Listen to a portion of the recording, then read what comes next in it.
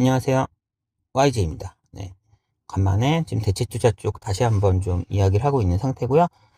요즘에는 이제 인프라스트럭처 쪽, 아까 전 사실 주식을 위해서 뭐 이런 얘기를 하는 게 아니라 제 업무가 대체 투자고, 대체 투자는 주로 상장 주식을 거의 하지 않고, 뭐 사모 대출이나 어쨌거나 시장성이 없는 장기 투자를 하고 있기 때문에 주식을 이야기하진 않는데, 그래도 주식 요즘 많이 하시는 분들은, 미국이나 이런 발전소 관련 공급망, 발전 설비, 시설에 대한 병목 현상 이런 얘기들을 많이 하잖아요.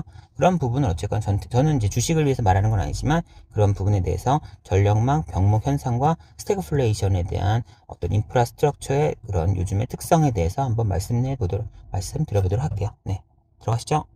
일단 보시면은 미국 전력망이 많이 노후화되긴 했어요. 일단 요 그림 1을 먼저 보면은 이게 지금 주황색은 풍력과, 그러니까 태양광 풍력의 투자 금액 규모고, 트랜스미션 파란색은 이런 송전 설비, 그러니까 그런 전력망 설비에 대한 투자인데, 물론 이게 꼭 동일하게 투자를 해야 된다는 건 아니지만 그래도 2018년 이후로 보면은 전력망에 대한 투자는 이렇게 위로 올라가 있는데, 그 트랜스미션에 대한, 그러니까 전력망이 아니지, 발전소, 솔라나 윈드 같은 신재생 발전에 대한 투자는 엄청 올라가 있지만 전력망은 그대로다.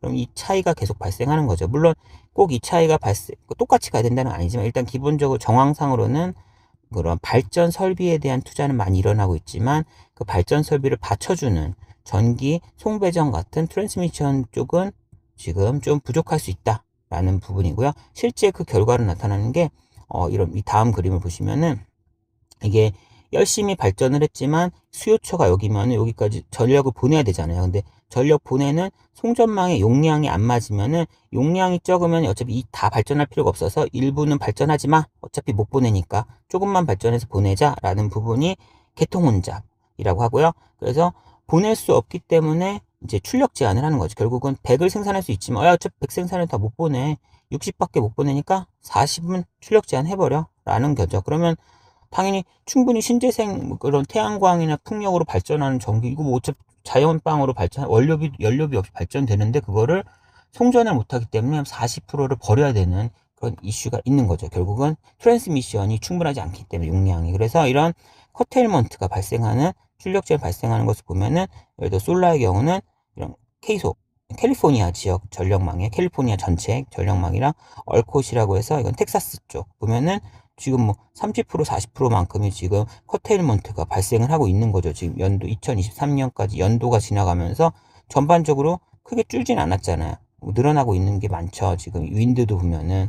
그렇기 때문에 이런 커테일먼트가 계속 발생한다는 것 자체는 생산하는 것 대비 송전망이 용량이 안 돼서 어쩔 수 없이 못 보내기 때문에 커테일하는 부분이 생긴다는 거고요. 그걸 사실 충분히 이용하는 게 당연한 건데, 그만큼 그런 병목 현상이 있는 거죠, 지금. 그래서 병목 현상이 있는 상태예요. 그래서 지금 또 문제는, 원인을 보시면은 송전 프로젝트는 길어요. 프로젝트가 어렵고 길어요. 보시면은 지금 당연히 저희도 송전망 한다 그러면은 전력망이 위로 지나가면 뭔가 건강의 이슈에 대한 얘기가 있잖아요. 그 자기장이 강하면 뭔가 이렇게 뭐 좀 몸에 안 좋을 수 있다. 뭐 그런 저도 그렇게 알고 있거든요. 정확히 제가 자료를 보진 않았지만 찜찜할 것 같아요. 제 옆에 설치된다면. 그렇기 때문에 미국 똑같이 그런 토지 소유주 환경단체들과 반대가 있어서 합의도 필요하고, 주정부 규제기관의 합의가 필요해서 결국은 한참 걸리기 때문에, 예를 들어 뭐 트랜스 웨스트 익스프레스라는 송전 프로젝트는 18년이 걸렸대요. 이런 착공까지. 그런 식으로 엄청 오래 걸리는데, 이제 발전소도 물론 가스 발전소나 이런 건 오래 걸리지만, 이런 태양광 같은 신재생인 거, 물론 풍력도 좀 걸렸는데 태양광 같은 거는 1년 이내도 걸리는 게 있어서, 어쨌거나 일반 발전소 같은 경우는 2년 이내 걸리는 것도 많기 때문에, 발전소는 이 돈을 들면은 2년 안에 빵빵빵 나오는데, 그 송전은 이 돈을 들여도 10년, 뭐 15년 걸린다 하면은 병목 현상이 더더욱 확대될 수밖에 없는 거죠. 그래서 트랜스미션 쪽은 많이 부족하다, 지금 못 따라가고 있다는 부분이고요.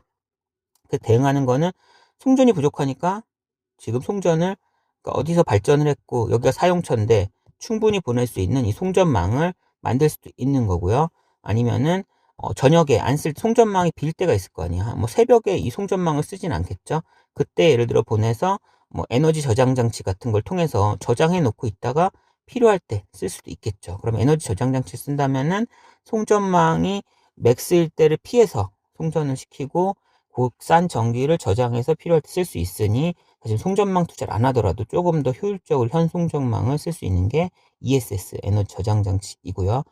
또 어떤 뭐 규제 개혁도 필요하다고 하고요. 그러니까 이건 송전망을 더 잘 설치할 수 있도록 규제 개혁을 하는 거고, 사실 여기에 추가되는 게, 그럴 거면 그 사용처, 여기 지금 발전소가 있고 송전망이 막힌다 그러면 사용처 옆에 큰 발전소를 지으면 되지 않니 하는 게, 이게 그 소형 핵발전소 부분도 그런 것 때문에 이런 얘기가 나오고 있긴 한 거예요. 네, 그렇고요. 어쨌거나 결론이 죠 전력망 현대화 및 에너지 저장 인프라 확대는 선택이 아닌 필수다. 필수다라는 부분이고요. 예, 넘어갈게요. 보시면은 지금 트럼프 행정부의 정책들이 전반적으로 관세라는 것을 많이 쓰잖아요. 그래서 글로벌 투자 심리가 위축이 될 수가 있어요. 코스트가 올라가면서. 그래서 결국은 전 세계적으로는 뭐 그러니까 꼭 이렇게 100% 간다는 건 아니지만 높은 확률로 GDP 성장률은 늦어지는데, 어쨌거나 물류 비용이든 전반적인 수입 물가가 올라가면서 수출입 물가가 올라가면서 인플레이션 올라가는 이런 스태그플레이션 상황이, 그러니까 부정적인 환경 하에서의 인플레이션 상황이 갈 수가 있어요. 그렇기 때문에 이 부분에 대해서 우리 이제 투자자 입장에서는 어떻게 해야 되냐 했을 때, 인프라 자산은 어쨌거나 가격 전가력이 강해서 비용이 오르면 이거 필수제이기 때문에 그 부분이 소비자는 전가되는 그런 구금 구조로 설정되어 있는 게 뭐 많아요. 대부분이라고도 할 수 있어요. 그렇기 때문에 보시면은, 그러니까 지금 인프라 매출 성장률과 인플레이션 GDP 성장률 상관관계를 봤을 때, 인프라스트럭처는 인플레이션에 조금 더 높은 상관관계를 보이는 거예요. 지금 상관관계가 지금 보시면은 여기 있죠. 인프라 레베뉴든 에비뉴 둘 중에 하나만 보겠습니다. 레베뉴만 봤었어도 상관계수가 GDP랑은 0.2, 그래도 플러스 상관관계인데 인플레이션이랑은 0.4. 어떻게 보면 뭐 상관관계가 2배가 더 높다고 해야 되나요? 더 높은 상관관계를 인플레이션과 연동되는 모습을 보이는 거죠. 이런 인프라 자산들은 매출, 뭐 에비타 같은 것들이. 그래서 고인플레이션의 저성장 같은 스태그플레이션 상황에서 의외로 상대적으로 퍼포먼스가 덜 떨어지기 때문에, 남들은 퍼포먼스가 와장창 떨어질 때 인프라 자산은 덜 떨어져서 오히려 강한 성과를 보이고 있대요. 보시면은 이런 네 가지 경우, 하이 인플레이션과 로우 인플레이션 상황이 있을 때, 지금 뭐 로우 인플레이션 적을 때는 뭐 지금 인프라, 파란색 인프라고, 이제 오른쪽은 다른 일반적인 투자 상품이라고 하면은, 로우 인플레이션은 당연히 모두에게 유리하니까 GDP 그 성장률도 빠르면 엄청나게 많은 수익이 둘 다 나올 것이며, GDP 성장률이 좀 낮으면 그래도 어느 정도 둘 다 수익률이 나오고, 둘 다 인프라보다는 이런 일반 자산들의 수익률이 더 높은 거죠. 근데 하이 인플레이션 상황으로 갔을 때 인플레이션적인 원가를 매출에 반영할 수 있는 인프라의 경우는, 이때 이제 일반적인 투자 상품보다 그 상대적 우위를 보여주는 거예요.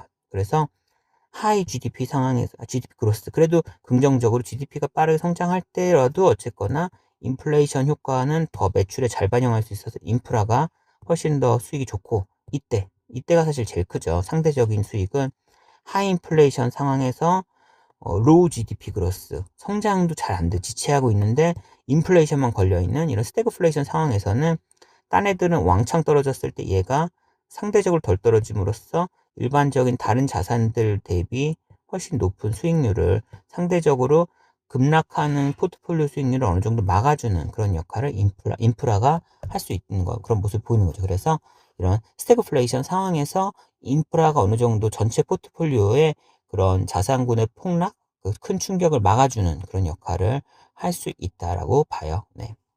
그리고 뭐 이거나 기타 사항들을 한번 이건 읽어보시고요. 그래서 불확실성이 높은 시장 환경에서 인프라 자산의 특징은 가격 전가력 기반의 높은 인플레이션 대응력. 어쨌거나 인플레이션이 하이하게 갈 때는 얘는 그대로 상당히 높은 부분을 매출에 반영할 수가 있어서, 전반적으로 발목만 잡는, 원가만 오르는데 매출 반영이 안 돼서 그 마진이 줄어드는 일반적인 녀석과는 달리 어느 정도 대응이 가능하다, 인플레이션에 대해서. 그리고 장기 수요에 기반한 장기적인 지속적인 성장성, 그런 거기 때문에 이런 부분 있죠. 메가 트렌드 같은 어떤 고령화, 디지털화, 탈탄소화 같은 이런 트렌드에 따라서 수익이 우상향하기 때문에 단순하게 단기적인 경기 변동에 좀 영향을 미치지 않아서 장기적인 추정, 장기적인 수익성에 있어서는 인프라가 장점이 있다는 거고요. 고변동성 환경하에서도 어쨌거나 뭐 경기 불안과 또 단기적인 큰 충격이 왔어도 실제 수요가 감소하더라도 결국은 원복을 하는 어느 정도 평균 회귀하는 그런 복원성을 가지고 있다는 게 인프라 자산의 특징이라고 할 수 있습니다. 네. 네. 여기까지고요. 또 다음에 볼 수 있으면 좋겠습니다. 수고 많으셨습니다. 안녕.